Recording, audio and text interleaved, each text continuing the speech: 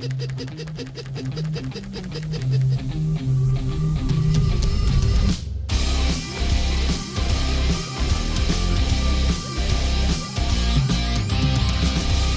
hey guys, welcome back to another fun-filled slugfest with 45 ACP and two of my favorites.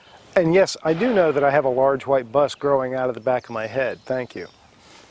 SIG Sauer's P320 in 45 ACP, full-sized. And Smith & Wesson's M&P 45. This is the 2.0, the newer version.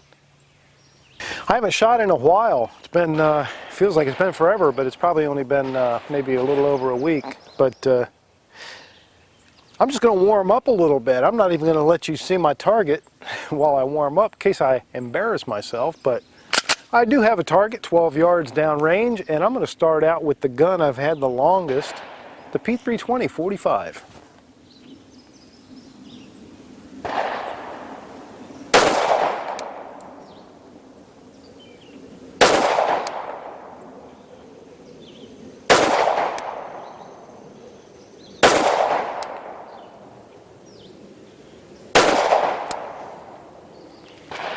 Nice. Well, that was 5 rounds. Why just 5 rounds, you ask? Well, because I've got 3 magazines for each gun. And I'm starting out with SIG Sauer's Elite Performance 230 grain ball. I'm shooting a full box of 50. And that works out to 25 rounds per gun. So right off the bat, the M&P's sight picture is a little looser, meaning there's more airspace on either side of that front blade. So I kind of prefer the SIG's sight picture a little bit.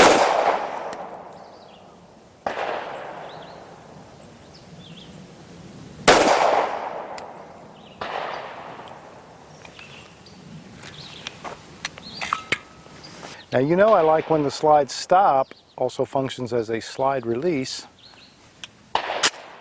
SIG knows what I'm talking about. Yep, so we have a little bit tighter sight picture, a little bit larger dots, and these are tritium night sights.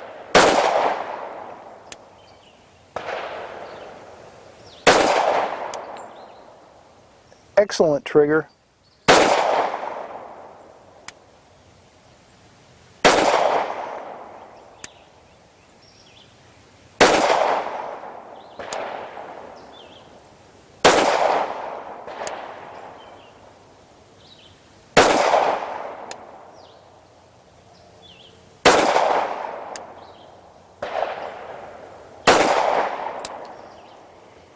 This is a very nice 45 ACP handgun.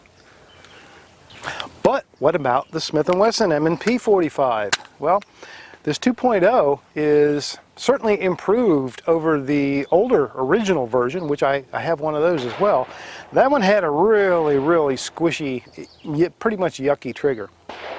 2.0 has a much better trigger, and you can see Smith & Wesson also knows what I'm talking about with that slide release. We'll figure out in a minute which one has a closer to point of aim hold.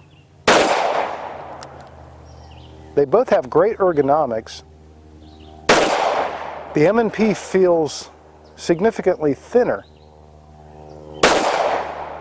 in the hand, and it has a more aggressive texture, that 2.0 texture.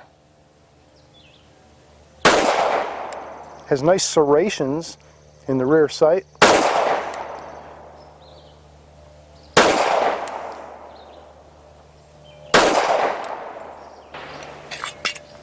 So there's different approaches to the ergonomic feel of these two guns. The SIG feels rounder in the hand, but it's shorter back to front. So the sort of drumstick of your thumb area and your trigger finger are closer together a bit with the SIG.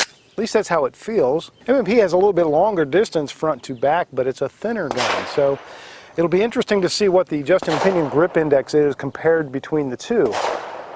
That may come out in the wash.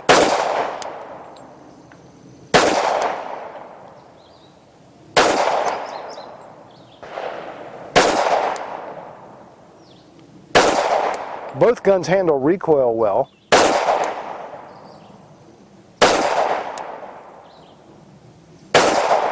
The SIG 45 round is a fairly snappy one.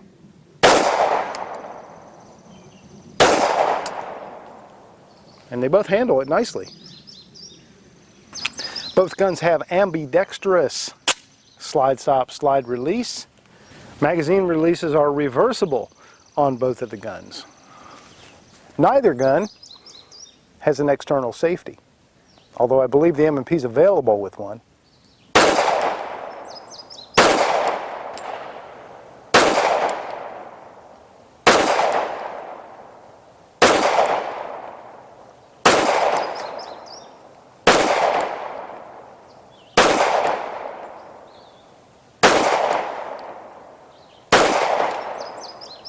I can't really tell, you know, from my own perspective as well, sometimes as I think I am, but it feels like the SIG shoots a little bit flatter. I have to look back at the video and see. You guys can probably tell right now better than I can which one seems to be shooting the flattest. All right, so that was 50 rounds of warm-up at about 12 yards. 25 rounds through each gun, alternating back and forth, and let's see how that looks.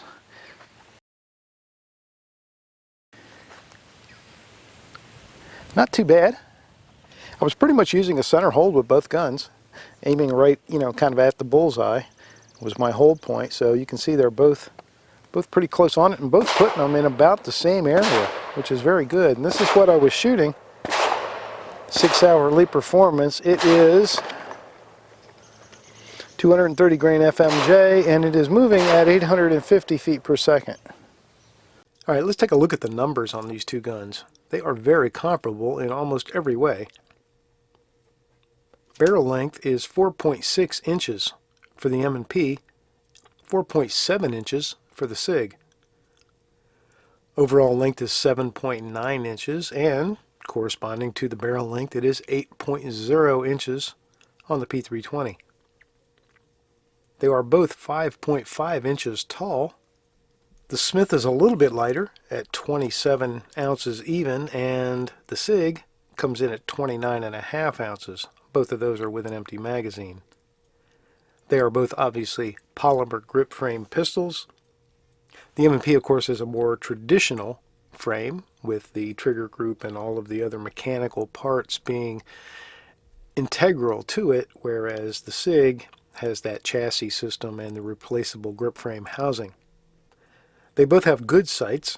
The Smith & Wesson is wearing Novak sights. They are a 3-dot combat configuration from the shooter's perspective, as are the sights on the SIG.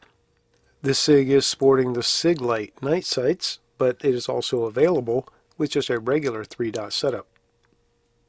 They are both striker fired, and they are both considered double action only.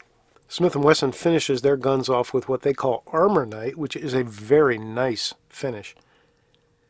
SIG Sauer uses Nitron, which is equally good. They have a different appearance, but they are both extremely durable.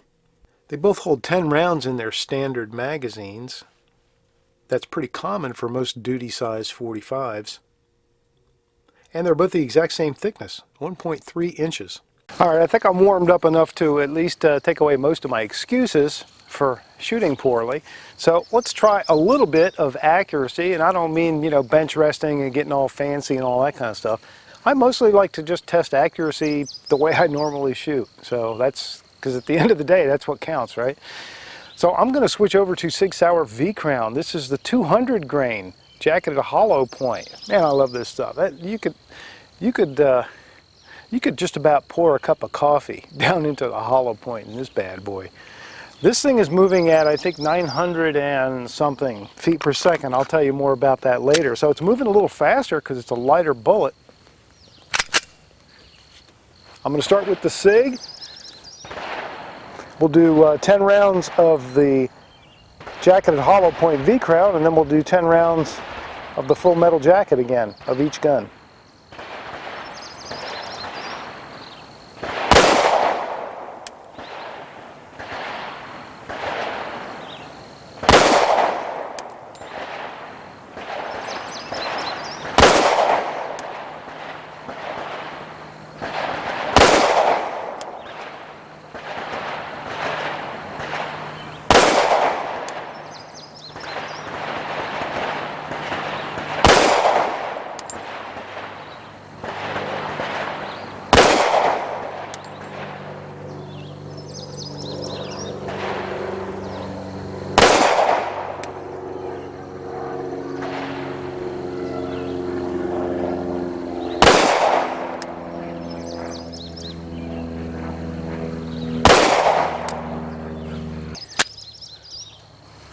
M&P 45 2.0 with the 200 grain V-crown.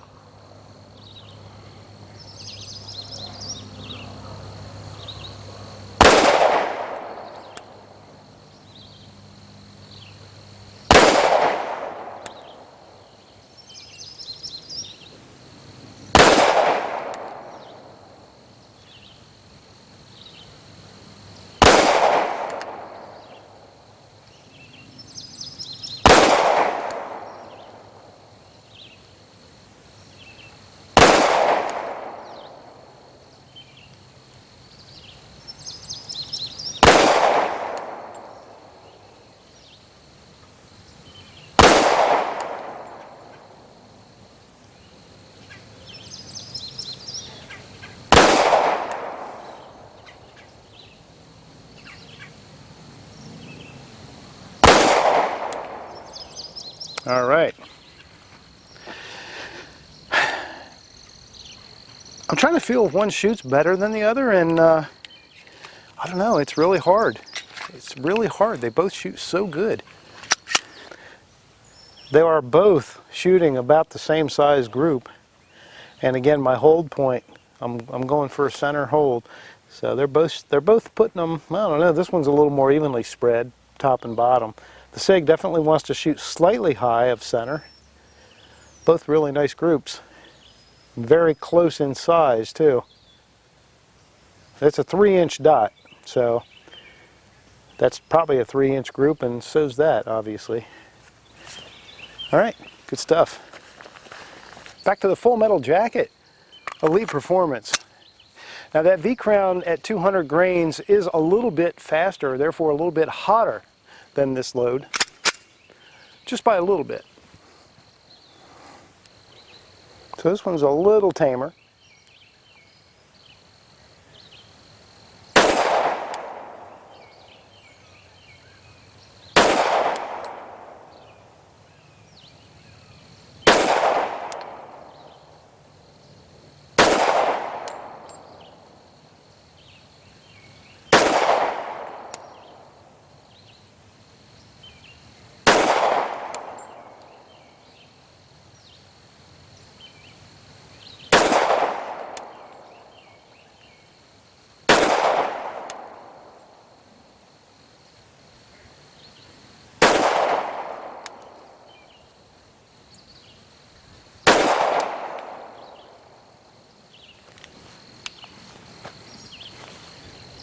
Looks like I'm creeping up a little bit, a little high.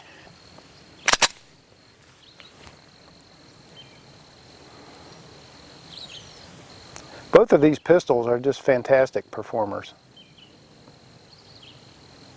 They're both great to shoot. I don't think I have ever had a malfunction on either one with any kind of ammo.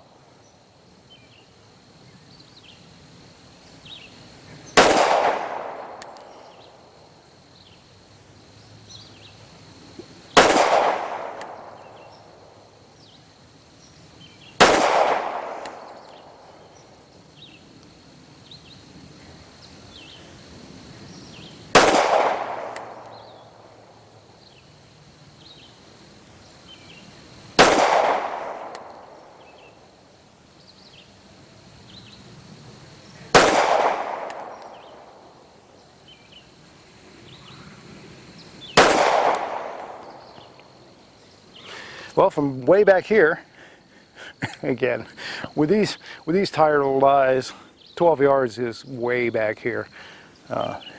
Those groups, man, they still look very similar. Let's go take a quick look. Yeah, wow. So I thought I was pushing the SIG high, and I was, but I still think I kept a slightly tighter group now, overall, with the SIG. And if you throw out that one flyer, look at that group. That's pretty good. So if you threw out the furthest flyer here, that's still pretty respectable there, isn't it? So I'm not ashamed of either one of those groups, and neither SIG nor Smith & Wesson should be ashamed of either one of those groups either. Okay, so there is basically an entire pound difference, at least according to my Lyman gauge, between these two triggers, with the M&P being the lighter of the two. But that doesn't always tell the whole story, and most of you handgun guys, you definitely know what I'm talking about, right? So let's look at the trigger dynamics a little bit. Get these mags out of the way. Now, one thing both of these guns do have in common is that the trigger remains in the same start position, whether it's been cocked or not. So we'll start with the SIG, and initially we have a little bit of take up. Not very much, very little. That's it. And then you are at a nice firm wall, and it is a very crisp break. There's maybe a tiny bit of over travel, but not much. Now for the reset,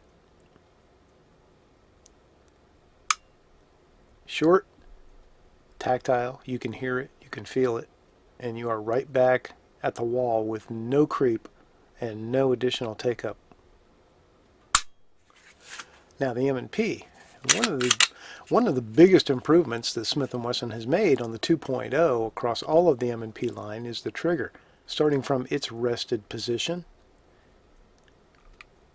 you can see we have fairly substantial take up. The first thing you have to do is you have to work that articulated joint. So you have to work that down. That is your trigger safety. And then you start to move the entire trigger back to the wall, and again it's a fairly substantial amount of take up. And then you have a very nice break, very crisp, very tactile. I can't feel any over travel. Possibly the most improved thing is the reset. It's short and it is tactile. You can hear it and you can feel it. And it puts you pretty much right back at the wall. Now there is a little bit of squish that the SIG does not have. Get back to the wall and you got a little bit of sponge there. So the trigger is very, very improved, but I think overall, even though the numbers tell you that this is a pound heavier, this is a better feeling trigger overall. All right, I'm going to shoot another 50 rounds of jacketed hollow point, but this is a brand I was previously unfamiliar with. Gecko, I think I'm pronouncing that correctly. I got it on sale, you know, one of my online go-to places, either Natchez or Midway or somewhere like that.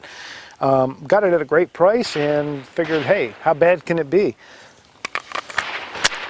I've shot a little bit of their 9mm, but I haven't shot the 45 ACP, so this will be the first time. They do not publish a velocity, but it is, again, a 230 grain jacketed hollow point bullet. So while I shoot this 50 rounds of ammo between these two guns, I'll just give you my sort of final thoughts, one of which is this ammo doesn't feed very well. All right, let's hit the do-over button. Who knows, maybe it was me. Maybe I short-stroked the slide or something. Now, there we go. That worked. The SIG Sauer P320 is, in my humble opinion, which is anything but humble, the P320 is, I'm not going to say it's revolutionary or anything silly like that, but it is a wonderful step forward in the way polymer framed handguns are being made. I love their concept of, you know, the component system, this modular design where the actual firearm, the serialized firearm is that drop-in stainless steel chassis.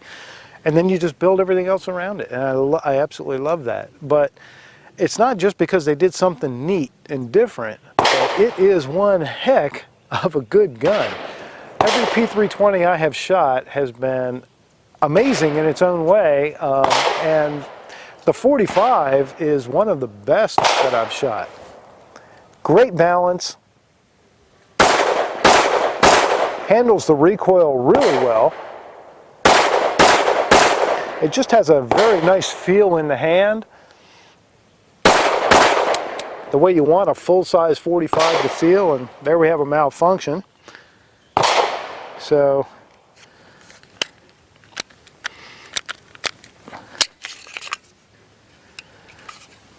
Looks like we did not feed.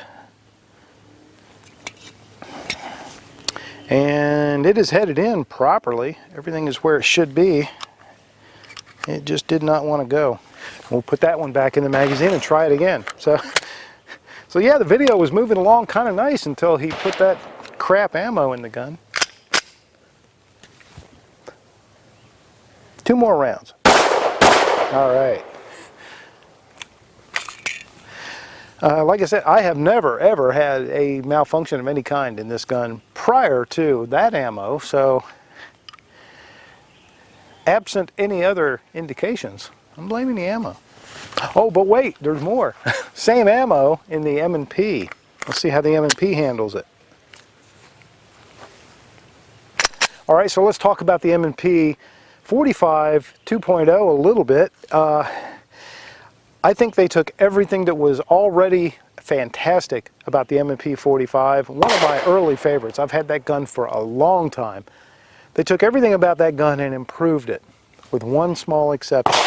I do not like these pretend, you know, the pretend serrations out on the front. The tiny little single line fish scale thing, I don't like it at all. Either leave it off or put it back the way it was. My preference would be put it back the way it was. I loved the serrations on the front of the old M&P 45. Not so much because I used them, I just thought they looked great. And I think they dumbed it down and gave us something that is really not functional at all. And they took away one of the big aesthetic pluses. So, but it is a shooter. This trigger is really good. And it didn't have any problems with that ammo, so draw whatever conclusion you want to draw there. I would say I'm going to keep on with the, I'm going to keep on keeping on, if Gladys doesn't mind me borrowing that. I would go as far as to say that the trigger in this M&P 45 2.0 is every bit as good as the trigger on that P320. Every bit as good.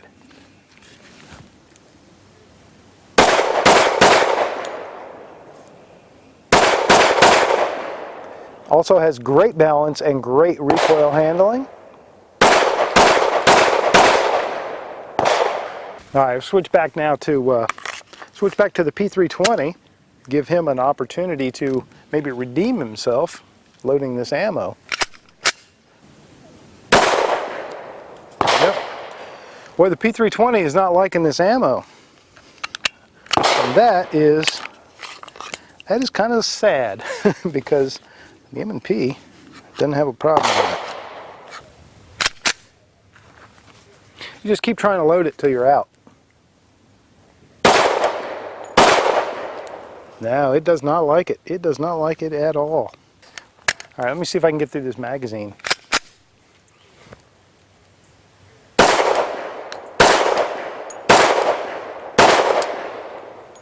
All right, finally. All right, let's throw these 3 rounds back in. All right, I put those 3 rounds back in. The P320 does not like this ammo. Does not like it one bit. So I got 5 more rounds here to shoot through the M&P. The M&P hasn't had any problem with it. Let's just go one-handed.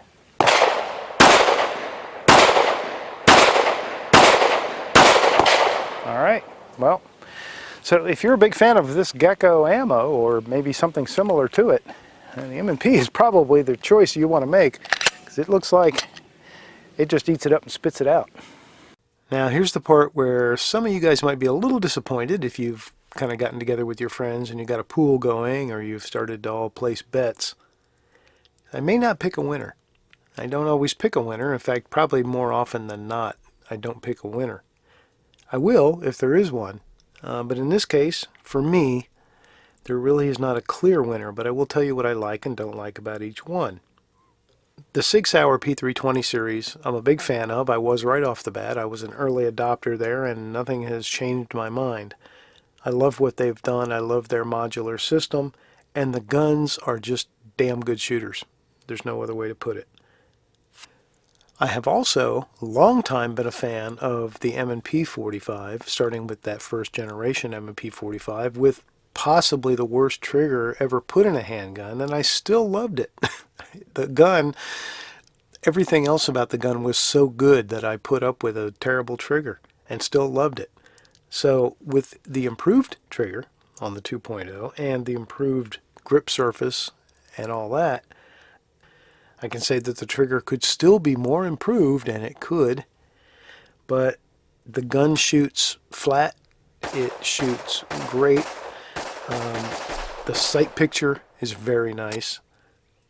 It's just a very pleasant and enjoyable 45 to shoot, and it's just a natural pointer. Great shooter, and it shoots everything. We can't really say that for the P320 45, not today, can we? Because we saw that it did have a little bit of trouble with some of that bargain bin ammo, and that's important to me. I know that the easy thing to say is, well, shoot good quality ammo and you won't have that problem, but if it's something I can buy at Walmart or from Midway USA, which is actually where I think I got it, or whatever, I consider that to be commercially available conventional ammunition, and it should work. So I like the trigger a little bit better on the SIG still, even though M&P has improved their trigger quite a bit. They haven't gotten it quite there. So the P320 still has a better trigger. The sights, that's just a matter of preference. They're both good sights. I like both of the sight pictures. I really like the modularity. That's always going to be a big plus for the P320, because I can get a different slide and grip frame for this and have a completely different gun.